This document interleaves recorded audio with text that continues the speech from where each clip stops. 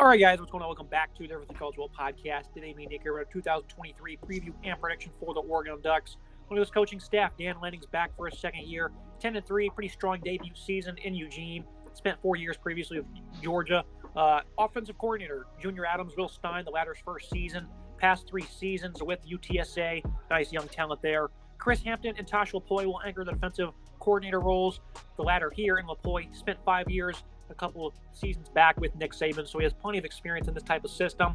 Biggest headline for the Ducks really is potentially Bo Nix for Heisman, and can Dan Lanning land this defense in the college football playoff? Looking at this offense, Nick, they got absolutely clobbered against Georgia week 1. A lot of people feel if they played at the end of the year, it would have been much different than 49-3. I guarantee if you line these teams up in December, it would have been a much different story. Bo Nix, though, he transfers over from Auburn. And we all knew that he had a great talent. He reunited with Kenny Dillingham, who's now at Arizona State. And he finally put together confidence and his great skill set all in one. He's always had that confidence, and we finally let his skill set flow along with it, Nick. Proved to be a highly valuable runner, a loose athlete. Great arm, can rip it into tight windows. Showcases great accuracy at all levels.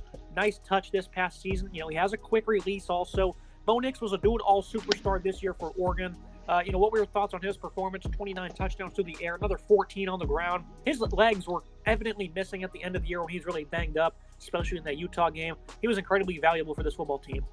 Certainly was a Bo Nix coming out party in Eugene. What a great season from Bo Nix. You always knew the raw talent was there. I always kind of felt bad for him at Auburn, despite the fact they're a rival. I felt bad for him. He kind of got ran out of town. Really, I felt it was kind of unjust. A bit of a rough go for him, but he lands in Oregon, and it worked out perfectly. What a season he had last year. 71% completion percentage, 3,593 yards through the air, 29 touchdowns, 7 interceptions. Great arm, incredible velocity, very talented with his feet. The production on the ground is also extremely impressive. I think it's a very underrated aspect of his game. When you really look at the talent on the ground, 510 yards on the ground and 14 scores. This guy could do it all last year. Bo Nix has really kind of improved under the system in Oregon. He fits. It looks like he's comfortable, having fun. The only thing that worries me is the turnovers are still there, right? He had 7 interceptions this past season.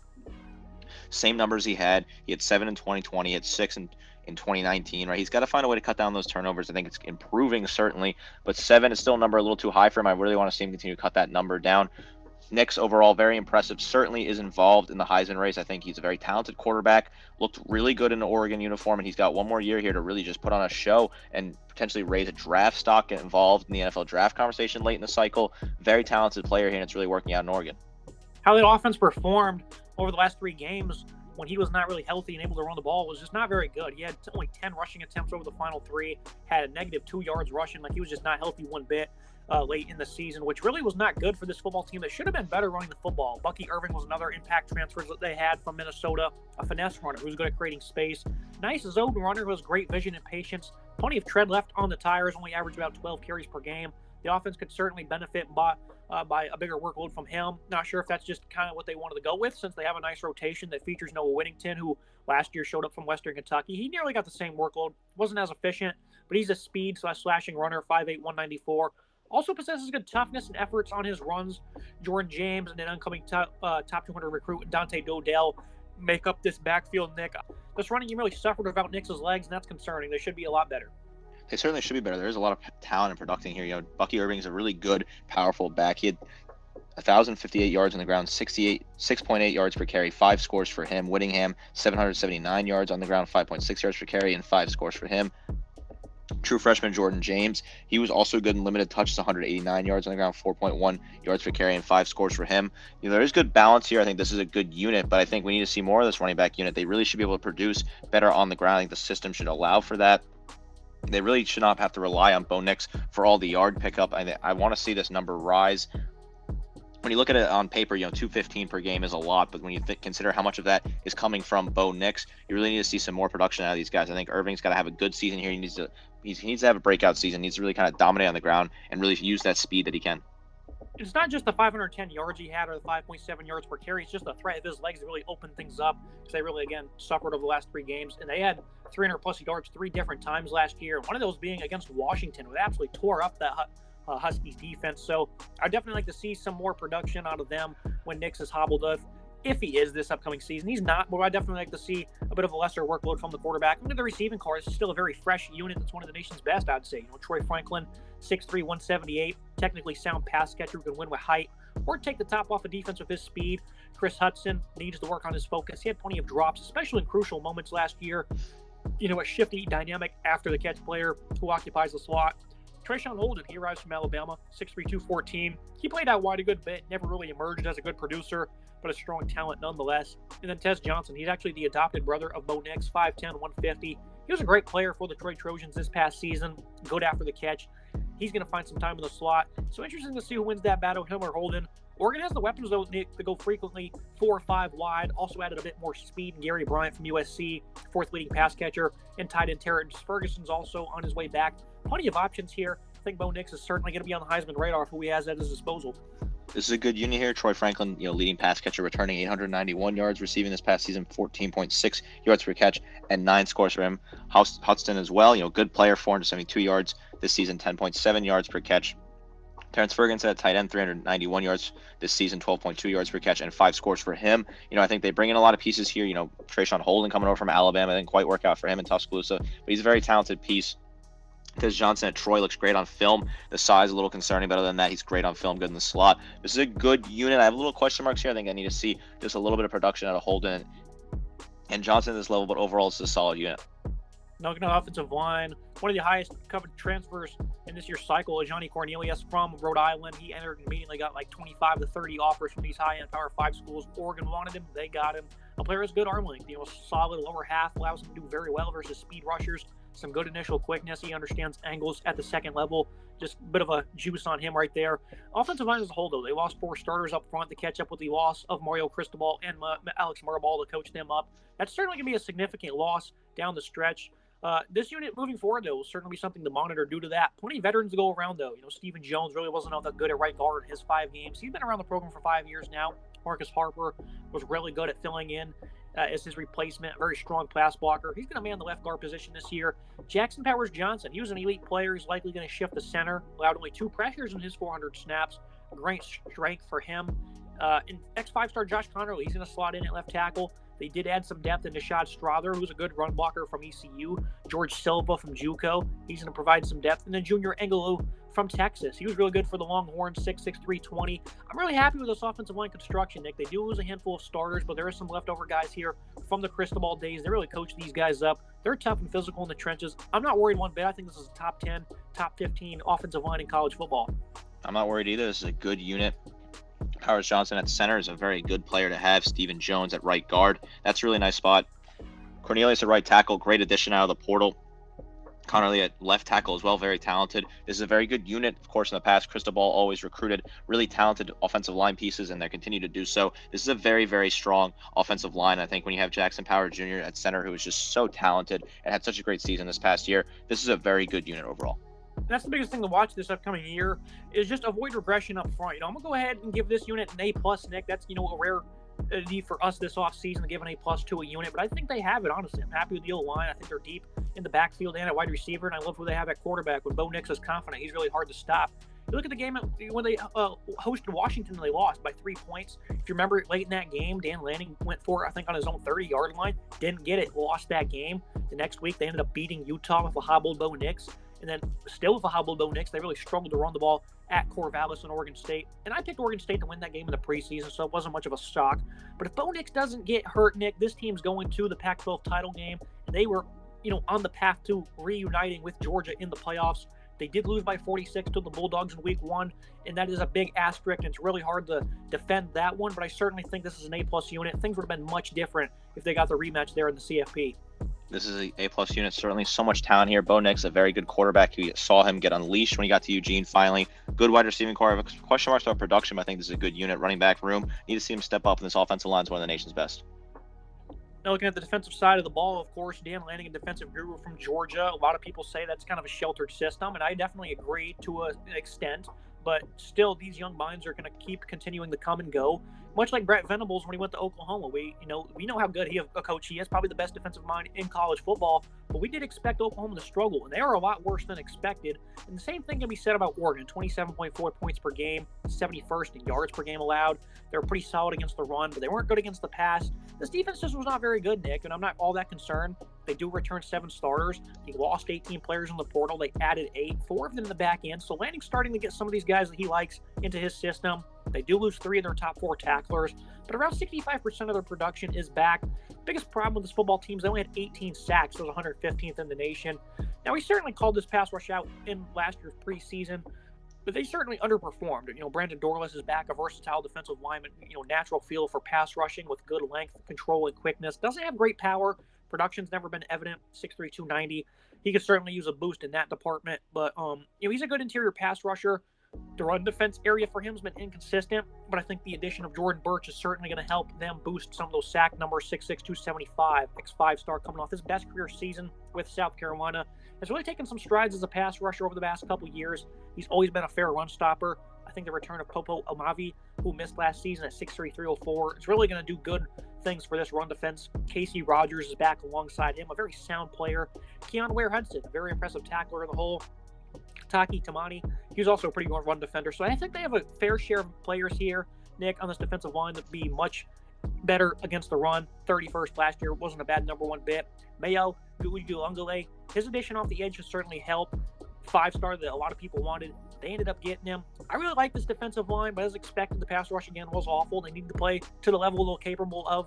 That's my biggest complaint with this defense, Nick, is this defensive line. They're underperforming, and they shouldn't be. Certainly a disappointing performance on defensive line. They need to find a way to step up. The numbers here are just not great. Brandon Dorris, 39 total tackles, 9.5 tackles for loss, 2 sacks for him. Obviously, when you have players that miss, like Popo Amave, who was out in the entire last season, he looks to have bounced back from injury. Obviously, tough thing for him to get back to full scheme. Casey Rogers as well, 34 total tackles, 5.5 tackles for loss, no sacks for Casey Rogers. You bring in Jordan Burch, who's a very talented piece to bring in. I think he is kind of the guy you want to have. I love the size there at 6'6", 275, and of course, when you have the high-end 5-star Mateo Ugalungle coming off the edge, a very talented player, very capable, talented player to have there. This defensive line has to step up, though. They got to get after the quarterback. They need to have production because the numbers are just lacking, and they need to find a way to work this out because the run defense was not at the level it needed to be at. I think it needs to be higher than what it was at, and they need to be able to get after the quarterback. I think Tasha Poy is going to continue to have a lot of influence on this defense. Of course, from Bama, very similar schematic background, him and Lanning. Typical zone, then man on third down, A-gap responsibilities from the defensive tackles. Plenty of variations. They're going to occupy 2 outside linebackers and 2 down linemen, or just, on third downs, go with 2 outside backers alone, or, with 3 down linemen. So there's a lot of variations to this scheme, and I certainly think they're starting to put some players in place, but there's a lot of confusing stuff going on at linebacker. They do pick up Justin Jacobs from Iowa. He was knocked out for the season after only 2 games last year. Explosive first step, an instinctive player who sheds well with power and size combo. 6'4", 238. Heavy hitter with great closing speed. Only has 621 snaps over 3 years. And he's in a less sheltered system here playing at Iowa. That's a linebacking factory over there for Kirk Ferentz and Phil Parker. Mace Funa, he's been around a long time. Didn't have the greatest impact last fall. I figured that he would be a versatile player that would produce a lot for them. Overall, solid player, but didn't really do a lot. Jeffrey Bassa, converted safety. He's only 6'2", 217. Really struggled, but did have some modest, notable production. And they do the same thing here with Jamal Hill. This guy is previously a slot corner. He now converts to linebacker. He had an impressive run during his career in the slot, Nick, so this is an interesting move here. Saw some time at free safety last season and played good football, coming off a strong year as a tackler. Again, kind of like Bassa, only 6', 211. Connor Scholl comes over from ASU. Less than stellar for the Sun Devils, but his brother was a star for them in the past. Good group in terms of talent, I'd say, Nick, but Lanning converts 2 of his safeties to play in the middle as undersized backers. What's going on here? Because Jamal Hill was a really good slot player for them. This is a really kind of an interesting conversion. Doesn't make a whole lot of sense. Jamal Hill converting to linebacker doesn't make a whole lot of sense to me, but he's a talented player with good size. I like Hill. Overall, he had 50 total tackles this past season and 3 pass breakups. Kind of weird he slots in there at linebacker. Not entirely sure what Lanning is planning with that. When you have a guy like Jeffrey Bassa, who's a talented piece to return, I think Bassa, second or the highest returning tackler with 62 total tackles, 4 tackles for loss, 2 sacks for him, plus 2 interceptions. Bassa's a good piece to have there in the middle. I like him a lot. Overall, Mace Funa as well is a good player with 32 total tackles, 3.5 tackles for loss, and 2 sacks for him. This unit, though, it seems leaves a little bit to be desired here. This linebacking core has some issues. They've made some moves around, obviously converting Bassa from safety. Doesn't make a whole lot of sense. And obviously Justin Jacobs, you want to know what he can do. Obviously, he missed some games past year, only 2 games. So we're going to see what he can do if he's fully healthy and be able to live up to the expectation they have. Look at the secondary. They do lose superstar Christian Gonzalez, but they get back Trequez Bridges, who was a real standout on the other side. The slot is now going to be a real mystery as they just roll out Gonzalez, or the departing Bennett Williams, who was one of their safeties, or Jamal Hill, who's now gone, to the linebacking core. Jaleel Florence, a solid player for them. He's next in line for that role. Dante Manning got on the field a good bit. Plenty of upside left for the former top 50 recruit, a great athlete with some good vision. I'm expecting him to get on the field a lot this season. Bennett Williams' brother, Evan Williams, he arrives from Fresno State, was a great run defender, also made some waves in coverage for the Bulldogs. Tysheem Johnson, he was a very sound safety for the Rebels. And then Brian Addison, he was great coverage last year. He's going to be a big-time player for them. Excited to see his role. Steve Stevens, he got nearly 600 snaps. And then at cornerback, Kyrie Jackson comes over from Alabama. He's likely going to occupy a starting cornerback spot. He really wasn't all that good for the Crimson Tide. He's in a battle with Nico Reed, who comes over from Boulder. Very good upside for the secondary, Nick. The defense really seems to be employing better athletes. They're trying to get more speed in the middle with the linebackers. That's why I think there's some conversion there. The secondary's not going to miss those guys, though. Hill was great, and maybe he can revert to that if they need him. But I'm very excited for these guys after a bad year where they were 102nd against the pass. I expect big-time improvements. If you remember watching that Washington game, they were just getting beat over top all day long. Michael Penix and crew put it on them. Very embarrassing look for this program, and I know they're looking to get back at it this year. Expect big-time improvements from this football team. Trequez Bridges is a good player, 49 total tackles, 1 tackle for loss, 3 picks for him, 5 pass breakups. Good player to have there. Obviously, replacing Christian Gonzalez is a huge ass for this team. Dante Manning looked good in his snaps, 20 total tackles for him. Jaleel Florence, high upside for him. Only played in 8 games, only had 8 tackles, but he's a lot of high upside here. They bring in some other pieces as well. Kyrie Jackson from Alabama, not the greatest player during his time at Tuscaloosa, but talented nonetheless. Nico Reed, also a good player coming over from Colorado. This unit has a lot of question marks. Obviously, they replaced Gonzalez, who's a tough shoes to fill, but I think there is some talent here, and I think they can certainly get in that, improve that range. They're 256 against the pass. I could certainly see that rising. You want to get that in the top 100. You really can't be outside the top 100 in terms of pass defense if you're Oregon. I'm going to go with a conservative grade here of a B. The secondary and the pass rush both need to provide each other some assists. I'm happy with the D-line. I think there's a lot of potential there, but the pass rush really needs to make some big strides. The linebacking core, even though we've kind of raved about some of these athletes they have, it's still a bit of a mystery. There really isn't an enforcer here, especially in size. Jacobs, I think he's going to do good for them coming over from Iowa. No guarantees, though. The secondary, again, I'm very hopeful for them. This run defense was really good, Nick. They allowed only 150-plus yards on the ground 3 times. They did that against UCLA in a win. They did it against Utah in a win. And then they got absolutely hammered against Oregon State, allowed 286 and 5 touchdowns in Corvallis, got absolutely throttled against the team that only completed the ball 6 times through the air late in the year. That was just a bad look for them. They still had a chance of going to Vegas, too, I believe, Nick. They needed to win that game. They were unable to do it. Georgia, of course, if they wanted, they could have hit that total. But overall, very sound run defense. They got absolutely plastered at the end of the season. I know Dan Lanning still has a sore taste in his mouth from that one. Certainly, they need to find a way to improve this run defense and this pass defense overall after they got gut punched at the end of the season. B, I think it's a good grade for this unit. There's a lot of talent here, a lot of moving pieces, a lot of conversions, and replacing Christian Gonzalez is certainly a huge question mark for me. But overall, this is a sound unit, a good unit in the Pac-12, and I think a B is an appropriate grade. Looking at the schedule preview and prediction, Oregon offense features a Heisman-level QB who finally showcased his talent this past season. He's going to continue to be a big part of the run game that provides ample balance. Deep wide receiver and running back group. Offensive line has a lot of turnover, but I'm very happy with this unit. The defense should see some impressive improvements this season. It's only a matter of time with the minds on the staff. Linebacker still an iffy area, and the D-line, again, needs to be playing to a higher level that they're certainly capable of. Want to see this secondary make strides. This is a legit CFP contender, a big-time threat to make it to Vegas, Nick. They have an A-plus offense with a defensive-minded head coach. That's very exciting if you're an Oregon fan.